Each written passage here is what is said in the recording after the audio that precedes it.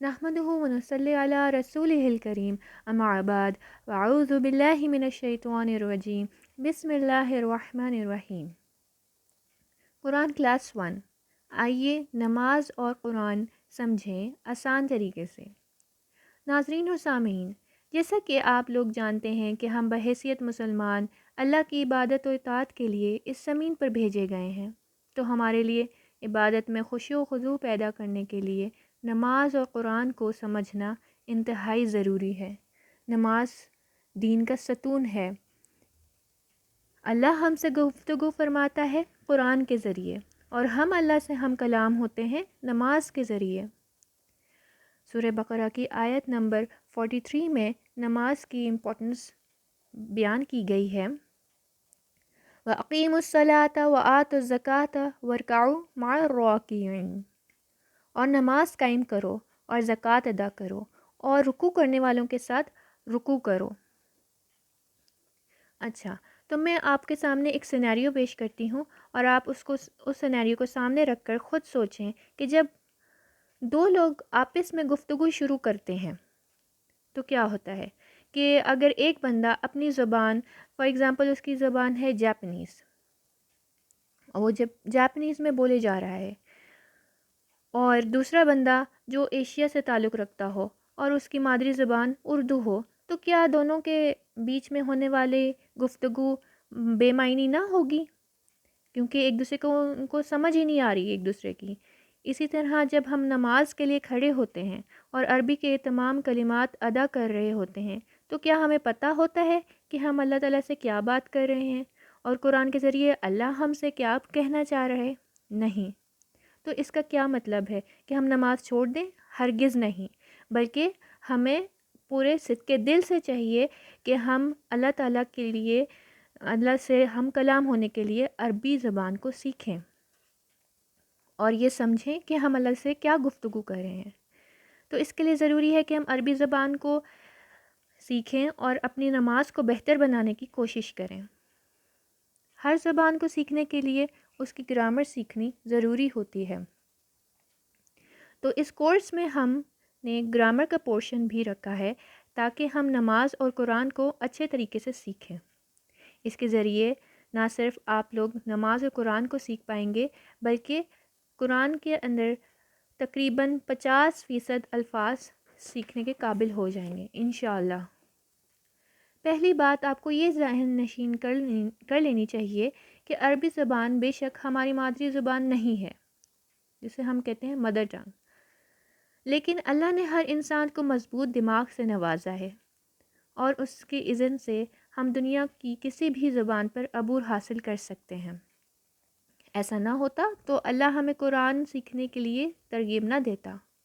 قرآن مجید کی ایک آیت ہے، سورہ قمر کی آیت نمبر 17، وَلَقَدْ يَسَّرْنَا الْقُرْآنَ لِلذِّكْرِ فَهَلْ مِن مُدَّكِرٍ، اور تحقیق ہم نے نصیحت کے لیے قرآن کو آسان کر دیا ہے۔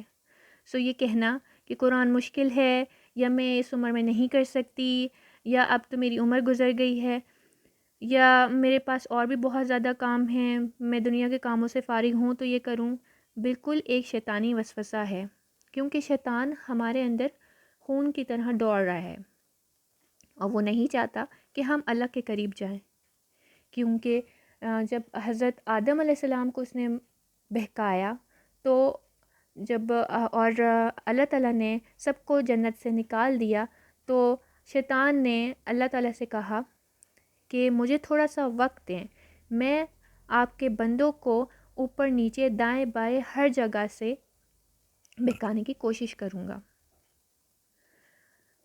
تو ہمیں چاہیے کہ ہم شیطان کے بہکاوے میں آنے کی بجائے ہم قرآن کو سیکھیں، نماز پہ فوکس کریں، اپنی نماز بہتر کریں۔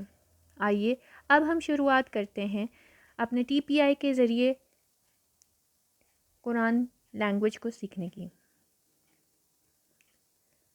گرامر کے پورشن میں آپ TPI کے معنی اچھی طرح سے سمجھ جائیں گے۔ اب ہم شروع کرتے ہیں اپنے سبق نمبر 1 سے، جس میں اعوذ باللہ من الشیطان الرجیم کی تفصیل دی ہوئی ہے۔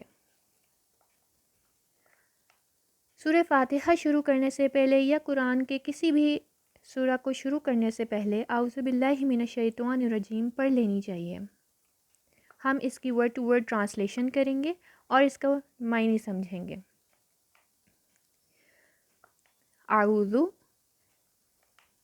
میں پناہ میں آتا ہوں، باللہ، اللہ کی۔ باللہ دو ورڈز کا مجموعہ ہے، با زیر بی، اللہ، تو باللہ، با زیر بی ایک حرف ہے۔ آگے چل کے میں آپ کو الفاظ کی اقسام میں ایکسپلین کروں گی کہ اسم کیا ہوتا ہے، حرف کیا ہوتا ہے اور فعل کیا ہوتا ہے۔ تو با زیر بی کا حرفاً مطلب کی ہے اور اللہ کی۔ من الشیطان الرجیم، من الشیطان، من بھی ایک حرف ہے، من کا مطلب ہے سے، الشیطان شیطان سے، الرجیم جو مردود ہے۔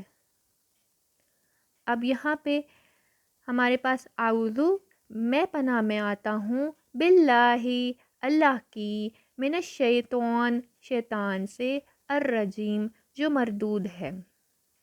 تو پورا ترجمہ اس کا یہ بنا، میں پناہ میں آتا ہوں اللہ کی شیطان مردود سے۔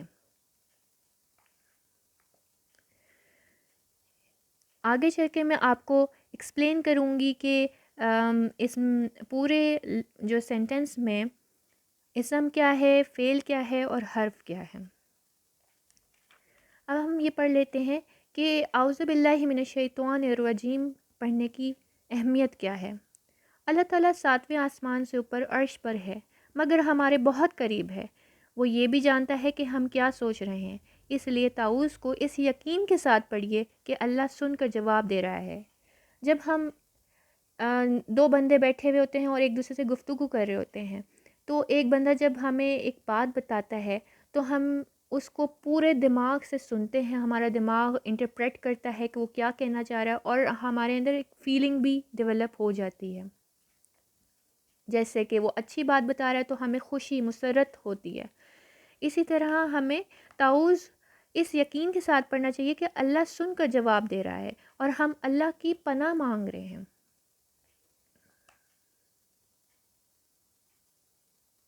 شیطان کون ہے؟ شیطان ہمارا سب سے بڑا اور بدترین دشمن ہے۔ حضرت آدم علیہ السلام سے لے کر اب تک کے کروڑوں انسانوں کو بھٹکانے کا تجربہ ہے اس نے تو جنت میں بھی آدم علیہ السلام کو بھٹکایا۔ ہم میں سے کوئی بھی آدم علیہ السلام سے بہتر تو نہیں ہو سکتا، اسی لیے اس نے اللہ کے سامنے کہا کہ وہ ہم پر دائیں بائیں اوپر نیچے گویا ہر طرف سے حملہ کرتا رہے گا۔ اب کچھ ہوتے ہیں دشمن جن کو ہم مار سکتے ہیں یا جن کو ہم غلط کچھ کہہ سکتے ہیں، مطلب you can say shut up call کر سکتے ہیں، ٹھیک ہے۔ لیکن شیطان ایک ایسا دشمن ہے جس کو ہم دیکھ نہیں سکتے، جس کو ہم مار نہیں سکتے، نہ ہی اس کو اسلام کی دعوت دے سکتے ہیں۔ تو اس کا ایک ہی علاج ہے اس سے بچنے کا کہ ہم اعوذ باللہ من الشیطان الرجیم کہیں۔ ہم میں سے ہر ایک کے شیطان لگا ہوا ہے اور وہ مسلسل ہم پہ حملہ کر رہا ہے، خواہ ہم گھر میں ہوں، آفس میں ہوں، بازار میں ہوں یا دوستوں میں، موبائل پر، اکیلے میں، ہم اس سے جنگ کی حالت میں ہیں۔ ہم روز اٹھتے ہیں اور روزانہ ہر لمحہ ہماری جنگ شیطان دشمن سے ہو رہی ہوتی ہے۔ تو اب ہم نے اپنی عادت بنا لینی ہے کہ اس جنگ کو ہمیشہ یاد رکھنے کے لیے کوئی چیز اپنی حفاظت کا خیال رکھنا ہوتا ہے۔ تو سیفٹی فرسٹ کا ہم نے ایک رول اپنانا ہے کہ اعوذ باللہ من الشیطان الرجیم پڑھنا ہے ہر کام کرنے سے پہلے، تاکہ اس میں ایک تو برکت ہو اور دوسرا شیطان سے ہم بچ سکیں۔ تو ناظرین و سامعین، پہلی کلاس اتنی ہی تھی۔ انشاء اللہ تعالی ہم آگے گرامر پورشن پڑھیں گے، کیونکہ ہم نے اس کورس کو 2 میں ڈیوائڈ کیا ہے کہ ہم ایک کلاس میں تھوڑا سا مطلب نماز کا مفہوم پڑھیں گے، نماز کی ٹرانسلیشن پڑھیں گے، اور دوسرے پورشن میں ہم گرامر پڑھیں گے۔ تب تک کے لیے اجازت دیجیے۔ سبحانک اللہم و بحمدک اشہد ان لا الہ الا انت استغفرک و اتوب الیک.